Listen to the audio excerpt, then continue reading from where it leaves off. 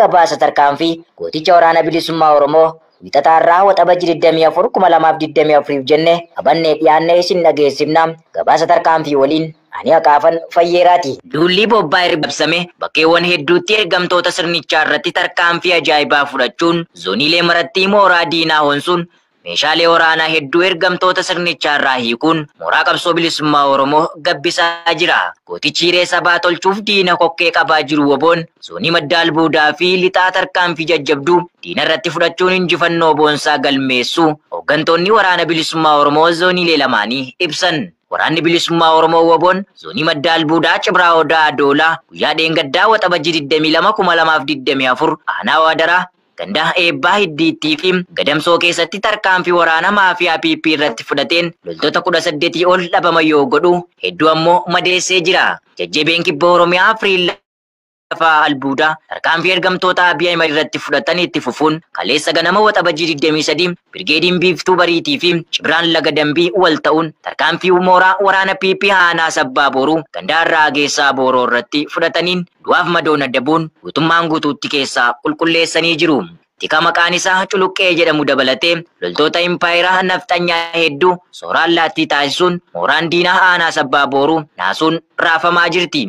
Gootichi abdii sabaa woboon zoonii madda albuutuu itti fufuun kaleessa waxabajii 23 godina Gujii Bahaa aanaa Waadaraa keessatti waraana faashistii PP irratti injifannoo galmeessee jira.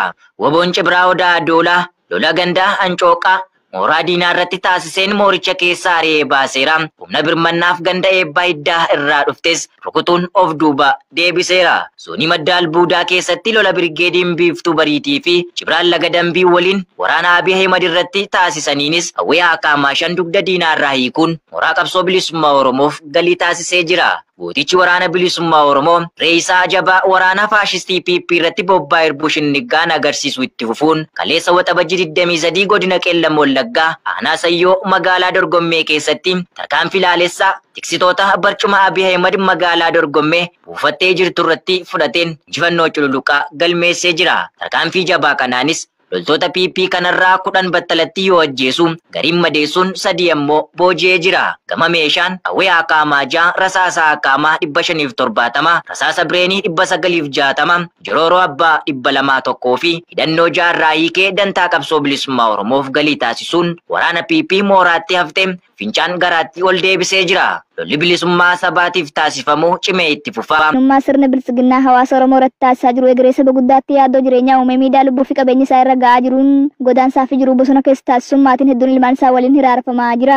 Akkanaanis jiraattonni godina Qeellam Wallaggaa aanaa Hawwaa Galaan rakkoo waraanni goolessaan PP jiraattota irratti gochaa jiruun qabeenyi isaanii manca'aa jiraachuu himuun sababa ilmaan keessantuu miseensa wobooti qabeenyi diinaa ni dhabamsiifna jedhuun dheengaddaa halkan waxabajii 22 2024 aanaa Hawwaa Galaan ganda gabaa Sanbata Duraa jedhamu qabeenya maatii afurii loon isaaniitti waraanni faashistii PP dhukaasa ajjeesuun beekameera. Namoonni loon isaanii jala ajjeefaman maqaan isaanii Obbo Taayee Isruu, Turraagaa Isruu, Malkaamuu Abarraa fi Gammachuu Asfaa'uu kanneen jedhaman jala loon hedduu haasaan akka fixan himameera. Yeroo ammaas duulli maatii qabsaa'otaa dhabamsiisuu jedhu jabaatee godina Qeellam Wallaggaa aanoota adda addaatti itti fufee jiraachuun waraanni sirnichaa hedduun babbaafamanii akka jiranis himaniiru. Kaaba Shaggarraa aanaa Dagam keessatti maanguddoon Oromoo tokko waraana faashistii bilxiginnaan ajjeefamuun dhaga'ame.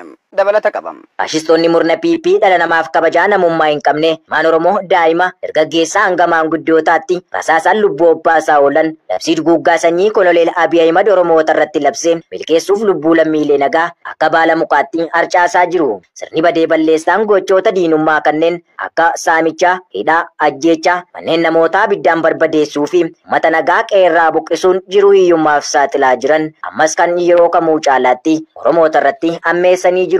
Waxabajii 22 2024 tiksitoonni impaayera Itoophiyaa kaaba Shaggar aanaa Dagam ganda Faajjii Ejersaa keessatti nama tuttuqaa siyaasaa kamirraa walaba ta'e maanguddoo maqaan isaa Obbo Taaddasaa Jiru jedhaman abbaa maatii kan ta'an gaaffii tokko malee rasaasa itti roobsuun ajjeesanii deemuu jiraattonni oonichaa. Iddoon kun kan ajjeefame badii qabaatee osoo hin taane tarkaanfii waraanni bilisummaa Oromoo waraana faashistii PP irratti fudhateen booda kasaaraa humnaa fi qabeenya waraana bilchiginnaa irraan ga'een aartee nama nagaa kana ajjeesuu namootni ijaan argan ni dubbatu. Ajjechaa akka feete ergamtoota sirna nama nyaataa bilchiginnaan guutuu Oromiyaa keessatti hawaasa nagaa irratti raawwachaa gochaa jiru gabaasaa turuun keenya kan yaadatamudha. Godina Booranaa aanaa Yaabelloo keessatti uummata nagaa irratti hidhaan waraana sirnichaan jabaatee jiraachuu jiraattonni dubbatan. Murni maafiyaan afaan qawweetti amanu bilxiginnaan dhiittaa fi sarbamisa mirgoota namoomaa abbootii isaanii irraa dhaalan itti fufuun ba'aa fi gala uummata dhowwuun jumulaan hidhaa jiru. Haaluma kanaan waxabajjii 17 bara 2024 dargaggoota siyaasa keessaa qooda hin qabne kanneen ofii fi maatii isaanii jiraachisan jumulaan hojii idilee isaanii irraa hidhee qorqalbii miidhaa jira. Maqaa sobaa itti maxxansuun dargaggoota waraana bilisummaa Oromoo jedhanii hidhaatti guuraa kan jiran yoo ta'u akkuma warri duulaan beeka duulli akkatti galan beeka jedhan maatiin ijoollee kanaatti kaafii mana barumsaatti quba qabaatanis garuu badii tokko malee qabamuun hiraarfamaa jiru. Warra hidhaman keessaa kanneen maqaan nu gahe Alkanoo Jirmaa, Yaa'iqooboo Godaanaa, Abduu Bakuulii Jiloo, Abbayyoo Galma Halaakee, Culluu Kanasaa Liiban, Waaqoo Dheengee Galmaa, Gurraacha Abbaa Guddoo, Kanuu Jirmoo Galgaloo kanneen jedhaman hidhaatti guuranii dararamaa jiraachuu jiraata. Murni biltsiginnaa badii dalagee arraba isaa dhadhaa dibachuun fakkeessii kan hojjetu namoota nagaa sobaan yakkuun ifaan adabbii du'aan empaayiratti keessatti adabaa kan jiru ajjeechaa guyyaa hundumaa raawwachaa jiruun baay'inni ilmaan Oromoo guyyatti dhumaa jiranii dabalaa deemaa jira. Biltsiginnaan dhugaa samii fi dachee haaluun heera barreeffameenis faallaa socho'uun namoota ol adeemoo abdii biyyaa ta'an ajjeesuun dachee Oromiyaa dhiigan uffee jira. Bifuma kanaanis waxabajjii 22/2024 waraanni faashistii PP dargaggoo maqaan isaa Qeenqessee jedhamu kan umuriin isaa ganna 22 ta'e godina lixa Wallaggaa aanaa Qondaalaa ganda Doochi jedhamu qabuun guyyaa tokko of bira erga bulchanii dararaa ulfaataa irratti taasisaa erga turanii booda gara ganda Faargaasii jedhamutti geessuun ajjeesanii gatan. Godina Qellem Wallaggaa aanaa Hawaa Galaan keessatti maatii qabsaa'otaa jala Tinnisuuf godhame kan waxabajjii 24/2024 isiniif dhiyeessa. An irbuu dhugaati. Qaqqaaliiwwan ilmaan Oromoo quuqama saba isaaniif qaban irreef gaachan Oromoota waboo wabii isaanii diinagdeen jabeessuuf gumaacha godhan kan yeroo kamuu caalaatti haalaan cimsanii itti fufanii jiru. Haaluma kanaan jaarmiyaan abbaa waboo Finfinneen kan Oromooti. Oromummaan dhiiga kooti jedhu erga hundeeffamee galee gumaacha gooticha waraana bilisummaa Oromoof godhu cimsee itti fufuun marsaa 13ffaaf qarshii impaayera Itoophiyaa 1,195 waboof galii godhee jira. Maadheewwan kunneenis amma qabsoon bilisummaa Oromoo waraana bilisummaa Oromoon geggeeffamaa jiru galma ga'ee walabummaan Oromiyaa mirkanaa'utti waan dandeenyu maraan abdii saba keenyaa kan ta'e waboo cinanii dhaabbanna jedhaniiru. Gareewwan maadheen gaachan Oromiyaa damee gimbii jalatti gurmaa'anii jiran marsaa 17ffaaf qarshii 14,100 walitti qabuun waboof galii taasisaniiru. Kunis garee abbaa seenaarraa 8,000, garee toleerraa qarshii 3,000, garee faajii gootaarraa qarshii 1,500 fi garee faana jaalbattee urgeessaarraa immoo qarshii 1,600 gumaachuu isaanii gabaafameera. Nutis galanni keessan bilisummaa ta'uttiin jenna. Horaa bulaa deebanaa. Ashama harka fuunee kabajamtootaa fi jaalatamtoota keenya oduu qabannee isinii dhiyaannee jirra. Oduu waliin kan isiniin turu Zayituuna Tubee asumaan hordofaa isiniin jecha. Jireenya waa'ee Itoophiyaa akkasuma mootummaa Itoophiyaa akkasuma waraana fiinxaaleeyyii Amaaraa rakkoo uummata keenyaa mudataa jiru, rakkina beelaa uummata keenya mudataa jiru walii wal qabatee kan isiniif dhiyeessu ta'a. Asumaan hordofaa isiniin jaa kabajamtootaa fi jaalatamtoota keenya. Waa'ee Itoophiyaa keessatti deemaa jiru waa'ee akkasuma waa'ee Oromiyaa keessatti deemaa jiru waan namarratti deemaa hin jirre. Jireenyi ammaan kana jireenya qaala'aatiin jiru. Jireenyi Oromiyaa keessatti yeroo ammaa kana nami jiraachuu dadhabeetiin jira. Nami jiraachuu fi bahee galuu dadhabeetiin jira. Akkasuma mootummaan waraana bilisummaa Oromooti jechuun uummata nagaatiin dararaatiin jira.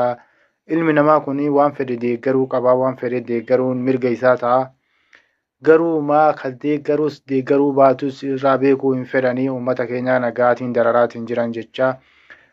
Yeroo ammaa kana akkasuma godina Arsii Lixaa aanaa Shirkaa keessattis akkasuma godina Wallaggaa Qeellama Wallaggaa keessattis akkasuma Oromiyaa gartee Shawaa Bahaa Roobii keessattis akkasuma naannoo Harargee akkasuma Oromiyaa Bahaa keessattis rakkoon kun babal'inaan deemaatiin jira. Isiniin jaa kabajamtootaa fi jaalatamtoota keenya haga yoomii Oromiyaa irratti deema kuni hanga yoomii Oromiyaa irratti gartee waraanni kun labsama isa jiru kama waliin ilaallu ta'a. Kabajamtootaa fi jaalatamtoota keenya dubbiin ammaan tana Oromiyaa keessatti deemaa jirtu waraanni gartee mootummaa kun rakkoo hedduu saaxilaatiin jira. Rakkoo hedduu uummata irratti uumaatiin jira. Uummata miidhaatiin jira. Akkasuma darara uummata irraan gahaatiin jira. Waraanni kun garuu kan dhalate kan guddate yookaan kan irraa bahe muka irraa hin baane biyya alaa irraa hin dhufne saba biraa irraa hin dhufne uummatuma Oromiyaa kanarraa as bahe garuu nami uummata kana irraa as bahe uummatuma kana dararu jechuun